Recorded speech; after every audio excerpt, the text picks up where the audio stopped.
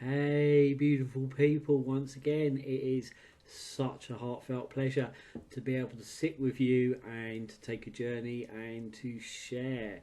So, do you feel stuck? Do you feel that it is really hard to move forwards, to move on, to move beyond the situation? Almost like, there are times where, you can feel as if you're just kind of bound, deeply kind of stuck and bound to a situation.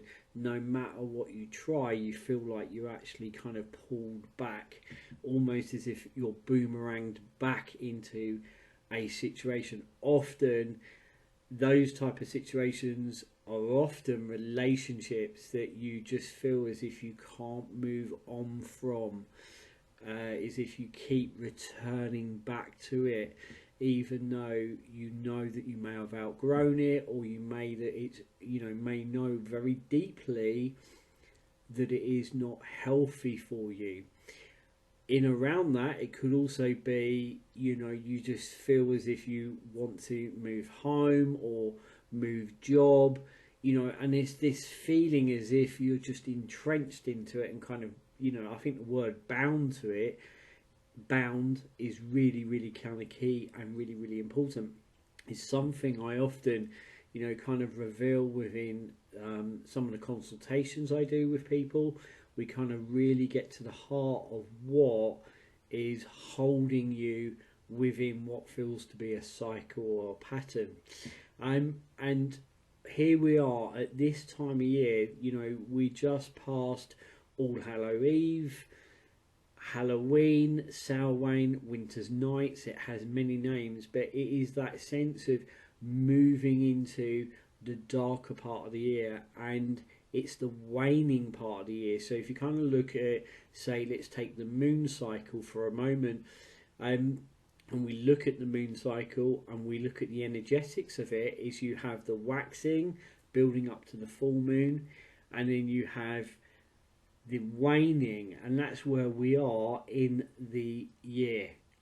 Looking at the seasons, we're in the waning part of the year where the energy is dropping away. And if you look at the moon cycle, you get, that full moon, then you get the waning, and it wanes down to what known as the dark moon. Okay, it's almost like literally dark moon just before the new moon. Again, an optimum time to be able to do what we are going to share with you, a tie cutting. Okay, a tie cutting in the form of candle magic.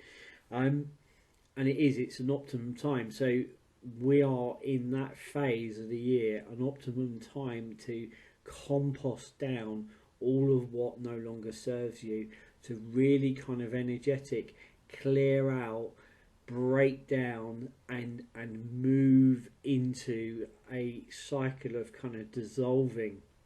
So a core cutting ritual ceremony, often it is, it's intended to cut any unhealthy energetic cords between you and other people, or even places, or even jobs. Okay, so many people use cord cutting rituals after a breakup to help shift the energy and, importantly, reclaim lost parts of themselves. For me personally, at this time of year, I use this as the energy of the land turns to go deep within the dark earth. So it's this sense of composting, this sense of waning. So as the energy of the land turns to go deep within the dark earth, into the roots, into the bones, so do I. We gently slip into the liminal. We slip into the darkness, into a place of rest and reflection. For me, I naturally, consciously stop at this time, spend some time reflecting on what I am doing, what is waxing and what is waning in my life. And I've shared some of that over the last few videos. So we look at what is waxing and what is waning in our life. And for me, where my attention is best served, I consciously, magically, with care, goodness and deep kindness. So it's coming from a place of wanting to soothe, wanting to heal. That is the intention behind this candle magic, and I'm going to share more about that as we go forward. But the intention behind it is to soothe, is to alchemize, to heal. Okay, so I'm looking with consciousness, with awareness, with care, goodness and deep kindness. I'm caretaking the soul to tend to my deeper self and perform a very simple piece of candle magic. The physical actions for the cord cutting is simple. You need 2 candles and a piece of yarn or strong cord, and you tie the yarn between the 2 candles. Okay, let's go around that way, that feels better. Okay, so we've got the light candle here representing the light, okay, representing yourself, and then you've got the dark candle here representing all of which you want to let go of, or it may be a particular person. And this is not to say that this is going to be a quick fix and an instant, okay, but energetically you can dislodge a lot of energy, and there are times where I have witnessed and seen the most profoundest things happen. Really seen major energetic shifts, and you know, there's no hard and fast rules to that. This is something that we're working with that is so liminal, that is very untangible tangible. Okay, so we take that yarn, that twine, and we wrap it round, and then we thread it along, wrap it round the next candle. Okay, and we tie a knot on either side of the twine, and I mean, you can get a bit more fancy if you like. You could dress the candles in herbs, or burning the candles with herbs around it, or you could dress it with oils. I've before now, when something's been really stuck, I've dressed the candle with chili oil. So I've blended up some oil with some chilies, rubbed it into the candle and worked with it that way. And it's like the intention of chili oil is kind of to burn strong, you know, to burn strong, and sometimes it burns really fast as well, but safely so. So nice fireproof dish, placing the candles, the twine in between, and then we are good to go. And as I say, you can dress those candles. The type of candle, these are specific spellcraft candles. They have a very short burning time on them, about 20 minutes or so. They have a lovely feel to them, but the type of candle does not really matter. You can use chime candles, taper candles, or even I've seen people use tea light candles. Whatever you have will work. You know, it's important to use your intuition and allow it to guide you, and always do it safely, of course. And you light the one single black candle representing all of what does not serve you, and you then look at kind of all of what's outgrown, and then the white candle representing yourself and what is nourishing and good and great in your world. And then in between the candles, you tie that simple yarn of wool, hold the intent and space, reciting these words. So as the candle burns down, you are reciting these words: magic mend, candle burn, out with the old, in with the new, out with the false, and in with the true. By the power of 3 times 3, this is my will, so may it be. Okay, so magic mend, candle burn, out with the old, in with the new, out with the false, in with the true. And is really, really punchy intention at this time of year. You know, so if you see and feel, you know, like you're just really bound in, you're kind of really, really, really, really feeling stuck, this can be a very powerful process to shift your awareness, to shift your consciousness, to shift things around you magically. And it works really well and in harmony with a door washing charm, something that I will share with you either next week or the weeks to come. And we can also look at some of the basic flame meanings as well, because, you know, as these candles burn, the way they burn really can, like, kind of message a message within itself. It's like this ceremony, this rite, this ritual, this piece of magic has a life of its own, has an energy of its own, you know. So you can, like, see, and I performed mine last night on All Hallowed Eve, and I had a very, very tall flame on the white candle, and the black candle was just burning really, really rapid and fast. There was such a difference, yet they're the same height. There was such a difference between the two candles, and the white one had a real high flame. That your spellcraft is being supported, and I really felt that. I felt the presence of Bridget there, Bridget being the goddess of the hearth, of the home and of the flame. My patroness that I've worked with or been honoured to work with ever since I was in my early 20s. She appeared. Even back then I didn't know quite who she was. Some of you may have seen my spirit guide portrait that hangs on the wall behind me. I have a smaller version here on my desk, but here is Bridget. I will put a link. I'll put a link in the video to the incredible artist that wove this work as well. But there she is, Bridget, the goddess of the hearth, home and flame, and you can really see that in the imagery there. Absolutely stunning portrait.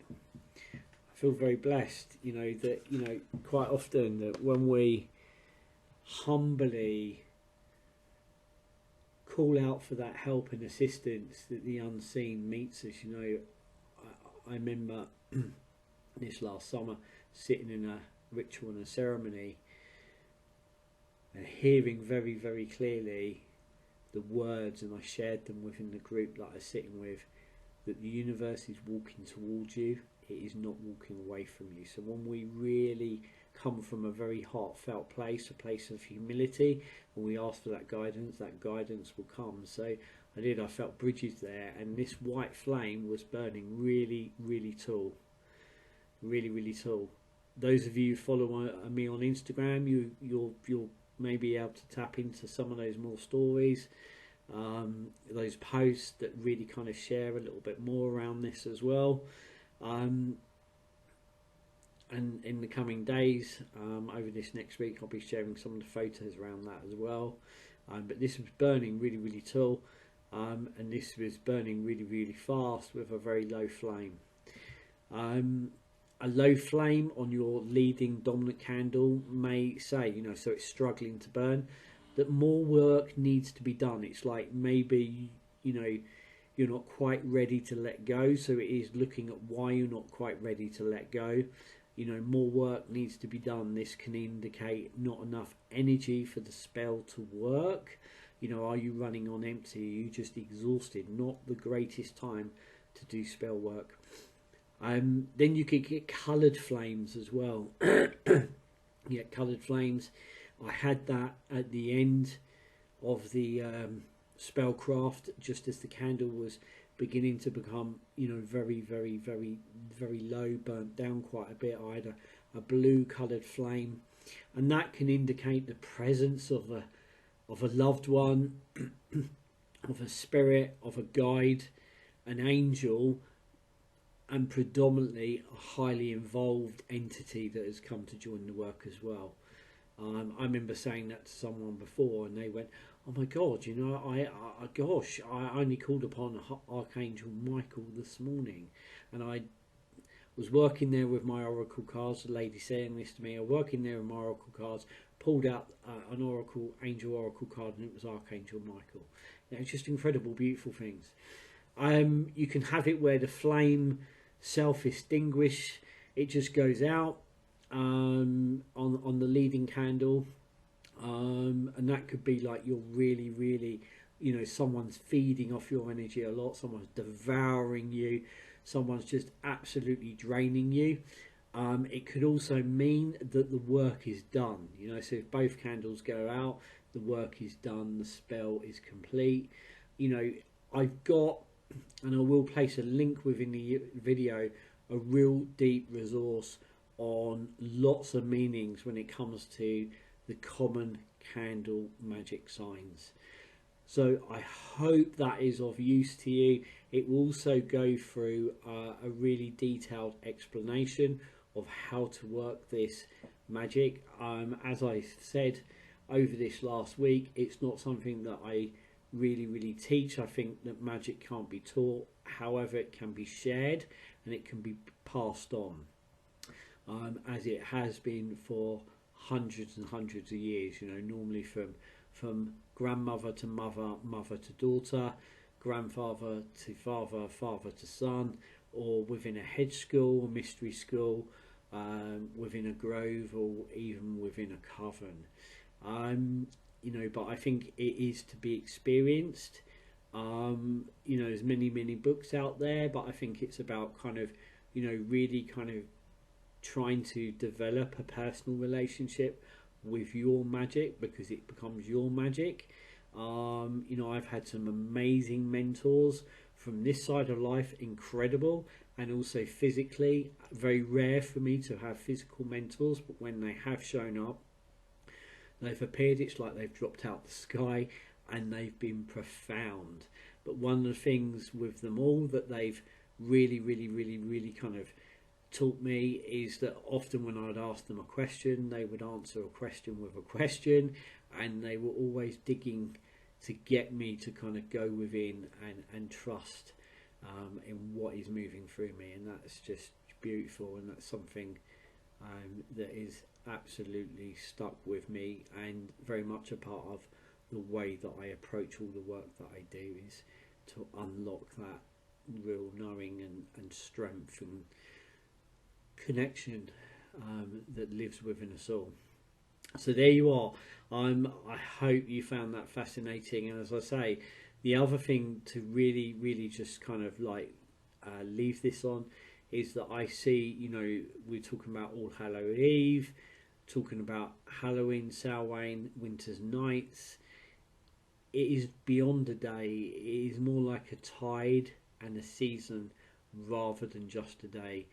Our ancestors would have worked with it as a tide and as a season, rather than just one day. Of course, there are moments on that wheel, if you like, that are one day, i.e., winter solstice, summer solstice, but there's still a feeling of a tide running around it and between it and through it. There you go. Enjoy. If you have any questions, feel free to comment below. If you've done it, please feel free to comment and share your experiences, and I will put a link in there to those resources.